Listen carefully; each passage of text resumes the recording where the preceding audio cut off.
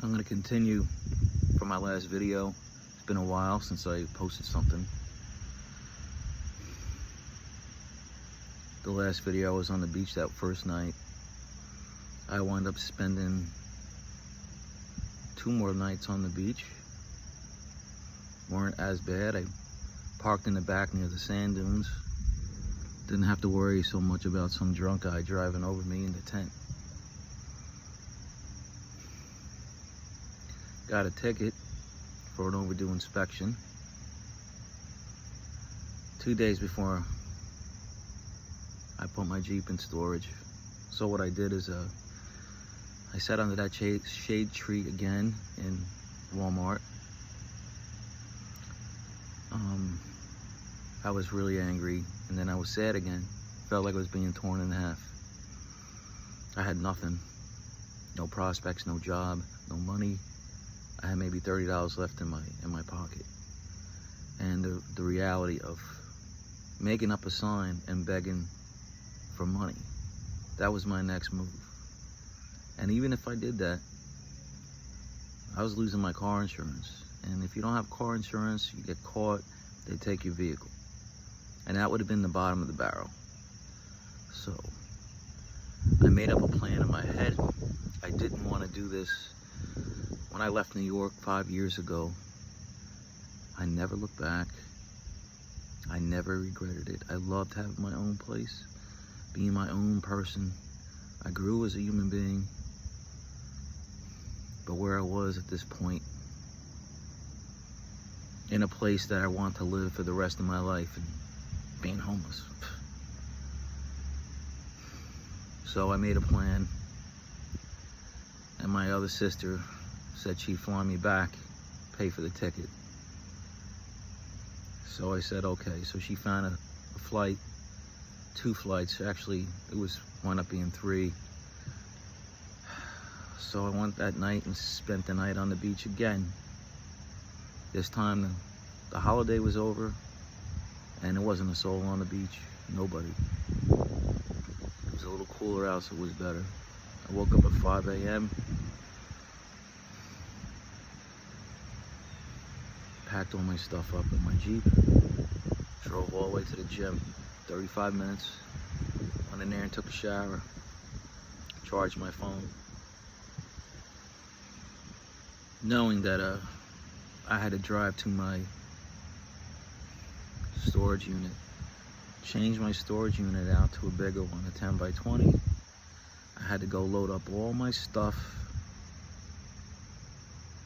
into my Jeep. I don't know how I got it in there, because it was a lot of stuff. Whatever I could fit in there when I drove down to Corpus Christi from Dallas area. And I backed it into the spot, the 10 by 20, popped the hood, disconnected the battery, packed my bag. The sun was blaring on me. I was sweating bullets already. I should have packed so much more stuff, but I didn't. I didn't have a big bag anyway. At this point, what would you think, right? And what are you gonna do? I had a briefcase with all my important stuff in it. Like my lifeline, like birth certificates and my certificates from school and Social Security and everything else in it. My military stuff, I couldn't lose it. So I called an Uber. First I asked my sister, listen, I need a few $100s for this. So she sent it to me. You know, family is good.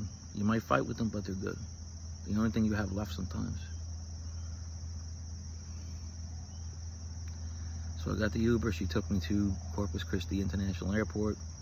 International. There was no international airport. Got on a plane, small plane. Flew, I don't know what it was, like half hour to Houston. Had to change planes. My bag was checked too. So all I had was my briefcase with me. And then we flew from there to DFW, back to where I used to live, 12 minutes away from everything I'd known for 5 years. A lot of stuff goes through your head, man. And my flight wasn't until the next morning at 6:30 a.m. So I found where I was supposed to go, had my bags with me, sat at the bar, had a few beers, talked to a few guys, The bartender was nice, had something to eat. And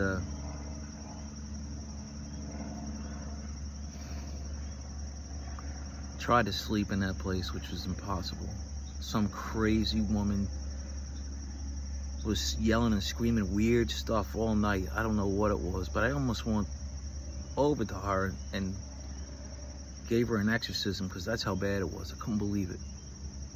It took hours before she shut up. I don't know if they did something to her, so they took her away. I don't know.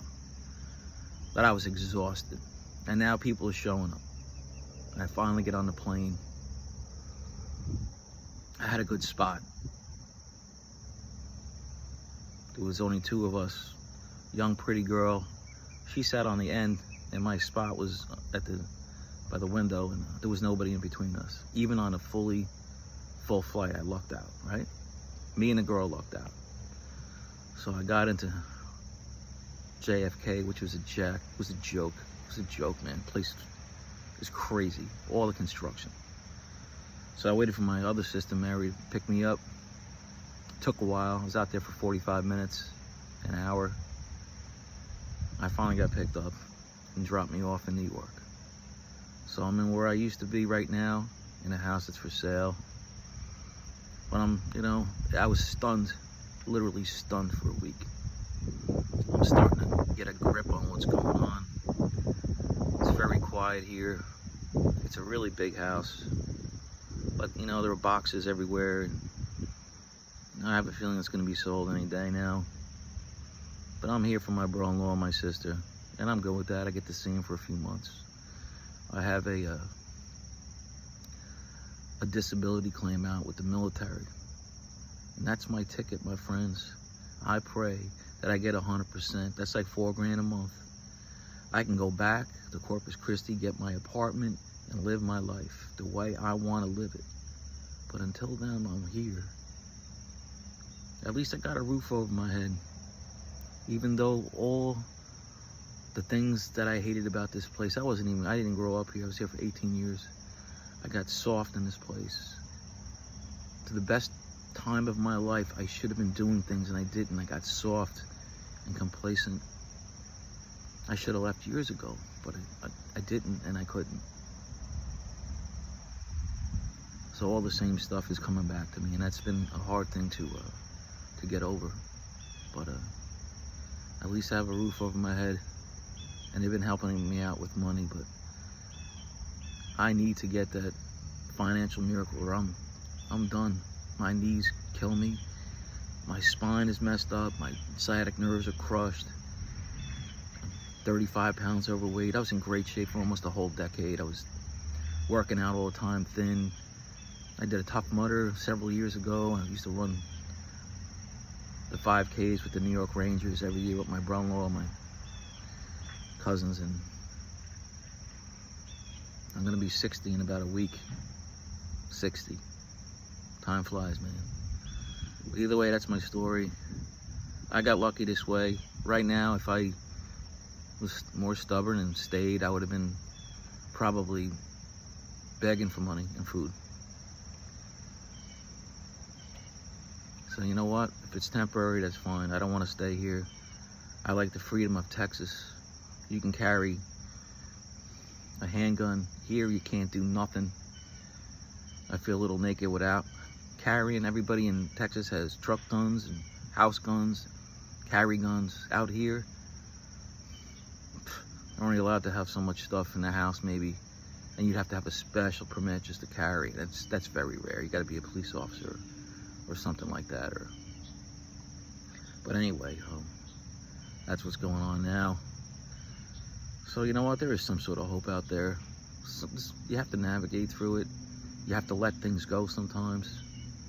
I was very angry and very confused the first week I was here. Right now, I'm still feeling uneasy. I'm still not really happy. But I gotta fight through it. I gotta help my sister and brother-in-law with what's going on. They're having a lot of problems too. They're leaving this house for another house. The economy ain't great, man. It's not good. And I'll tell you what, the more I talk to my friends, the more I say I think Us older guys and girls, we're getting discriminated against big time. They're not hiring us. Even though we have experience, they're not hiring us. I mean, I'm a physical guy. I'm hands-on. My body's beat up. I could work pretty good for a while, and then I get hurt and I'm out for a month. I need help, man. So pray I get that disability, because it's a miracle if I get it. It's going to be expedited because I'm homeless. I have to get they were telling me that I have to get a post office box, and I got to get it today. My brother-in-law's going to pick me up today. I got to get that. They're going to expedite it, so I have to get the mail ASAP, because if I miss out, they said I ain't going to get nothing. It's going to be double. It's going to be over. So that's going to happen today. I have to get my mail. But anyway, that's my update right now. I'll maybe update you in a few weeks. And for you guys homeless out there, man, I don't know what to say, dude. It breaks my heart, man. I used to have a friend that was homeless. Slept in his car for years. I never understood him and his brother. I don't understand how the two guys could never get out of their situation. They weren't drug addicts either. He hasn't drank or did drugs in years, but yet he was still in his car. It's got to be a mental thing. He passed away several years ago. I can't even talk to him about it. I wish I could, but I'll tell you what, man. Don't let any young punk tell you you don't know what you're talking about, especially if you're going to be 60 and you've been through a lot of hell. Good times, bad times. It makes you a more rounded person. Anyway, that's my story for now. Maybe you want to tell me what you think down in the description. So maybe I'll come back and talk to you in a few weeks. You guys take care, right? Ciao.